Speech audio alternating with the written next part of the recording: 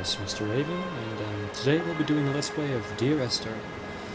Now, you might have noticed that my last couple of Let's Plays so far have been indie titles, so you might call me an indie fag, and I'd be fine with that. But yeah, I really like this game, like the previous two.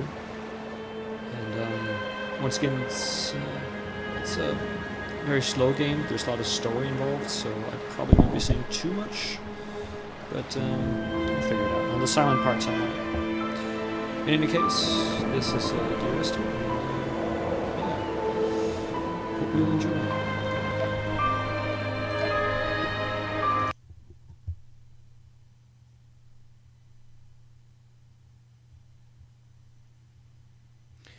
This, just an interesting fact while it's loading. Dear Esther started out as a mod for a Source Engine, just like Cry of Fear. So I suppose we have a theme right there as well, besides from indie titles. It's a game I really adore in the sense that there's not much gameplay really, but there is a lot of story, and the story isn't really giving anything, or it really isn't handing anything to you. You really have to think about it.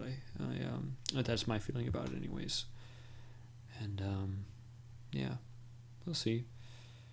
It's not a very long game, but that's alright. Dear Esther, the morning after I was washed ashore, salt in my ears, sand in my mouth, and the waves always at my ankles, I felt as though everything had conspired to this one last shipwreck.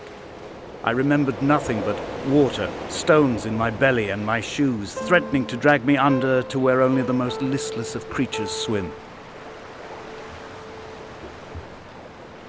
My computer can't really handle this game too well. It probably can.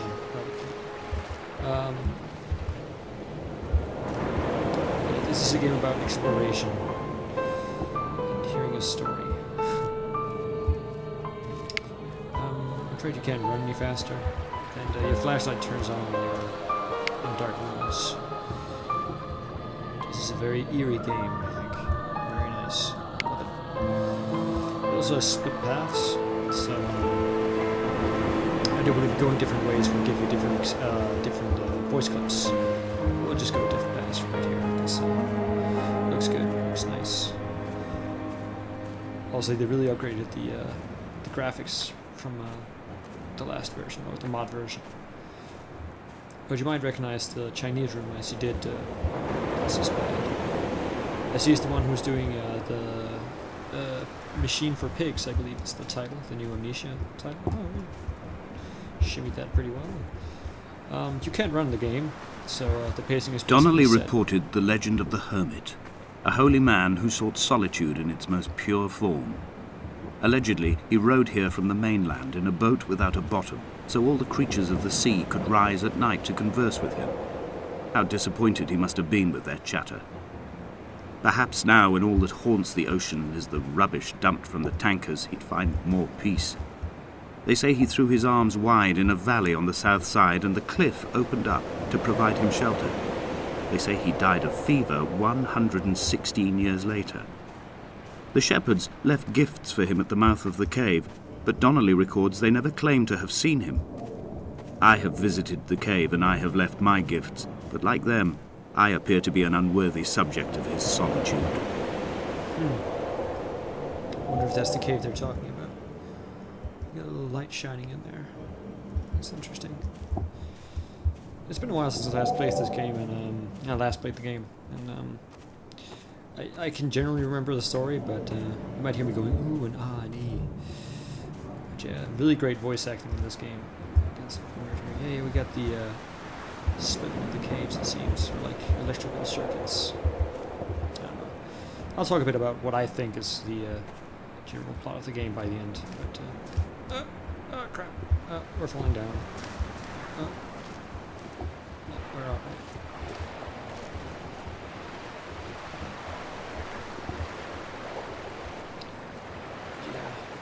Beautiful, beautiful aesthetics in this game. You really feel the nature around you, especially with the headset. I'll tell you that. I might just heard my roommate sneeze. But yeah. Beautiful, beautiful game. The skybox is especially pretty. Music too, for that matter.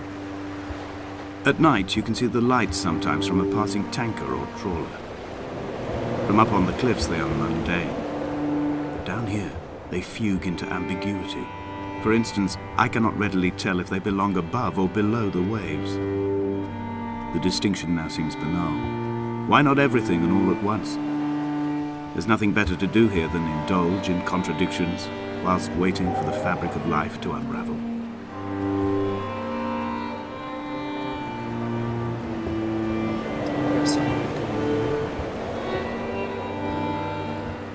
Almost sort of looks like what's it called? Rule of thirds. Something like that. You know, the thing you get if you take the sequence 1, 1, 2, 3, 5. What's it called? Fibonacci sequence. Dear Esther, I found myself to be as featureless as this ocean, as shallow and unoccupied as this bay, a listless wreck without identification. My rocks are these bones, and a careful fence to keep the precipice at bay. Shot through me caves, my forehead a mount. This aerial will transmit into me so. All overexposed, the nervous system, where Donnelly's boots and yours and mine still trample.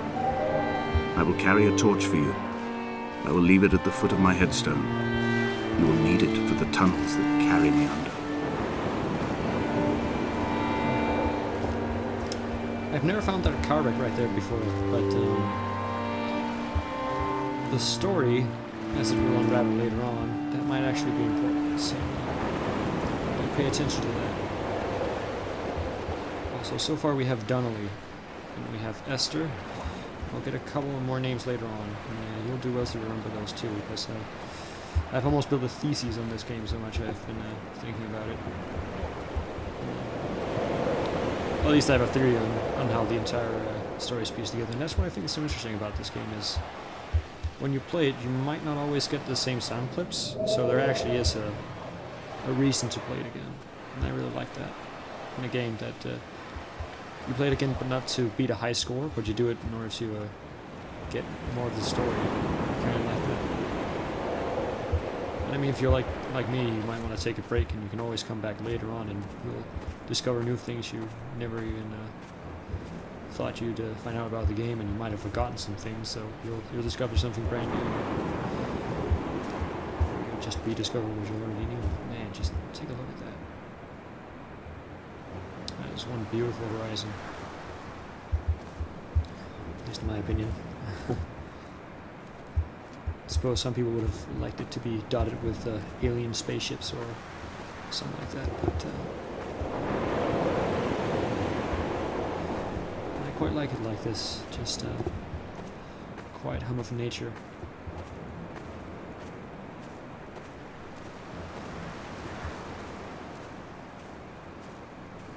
Reading Donnelly by the weak afternoon sunlight, he landed on the south side of the island, followed the path to the bay and climbed the mount. He did not find the caves, and he did not chart the north side. I think this is why his understanding of the island is flawed, incomplete. He stood on the mount and only wondered momentarily how to descend, but then he didn't have my reasons. Alright, here we go. We're starting to get some reason as to why he wants to go onto this island. It's gonna be good. When someone had died or was dying, or was so ill they gave up what little hope they could sacrifice, they cut parallel lines into the cliff, exposing the white chalk beneath. You could see them from the mainland or the fishing boat, and know to send aid or impose a cordon of protection, and wait a generation until whatever pestilence stalked the cliff paths died along with its hosts. My lines are just for this, to keep any would-be rescuers at bay. The infection is not simply of the flesh. I think what we're seeing here is the distance is one of those chalk paths you see right here in the middle of the screen where I'm looking. You have those two lines, and you have some like white coming out of the cliff. Yeah, more to the story. he carved lions himself in order to not be rescued, as he has some sort of infection going on. This means that our protagonist, our narrator, actually has lost all hope for his life. This is not boding well, as it stands right now.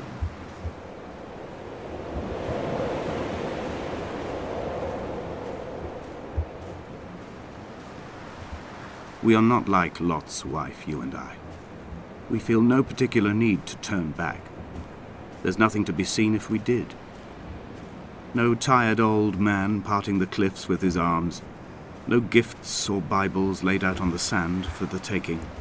No tides turning or the shrieking gulls overhead. The bones of the hermit are no longer laid out for the taking. I have stolen them away to the guts of this island, where the passages all run to black, and where we can light each other's faces by their strange luminescence.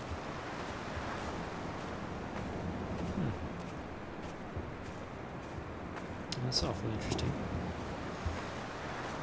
Another wrecked ship. He was making mention of these earlier, how he felt he felt featureless as the oceans, and forgotten like the wrecks. Dear Esther, I met Paul. I made my own little pilgrimage. My Damascus, a small semi-detached on the outskirts of Wolverhampton. We drank coffee in his kitchen and tried to connect to one another. Although he knew I hadn't come in search of an apology, reason or retribution, he still spiraled in panic, thrown high and lucid by his own dented bonnet. Responsibility had made him old. Like us, he'd already passed beyond any conceivable boundary of life. Once again, I want you to remember this name, Paul. So do we go for K or do we go around? Something tells me it's the caves where it's at. So I find myself increasingly unable to find that point where the hermit ends and Paul and I begin. We are woven into a sodden blanket, stuffed into the bottom of a boat to stop the leak and hold back the ocean. My neck aches from staring up at the aerial. It mirrors the dull throb in my gut where I am sure I've begun to form another stone.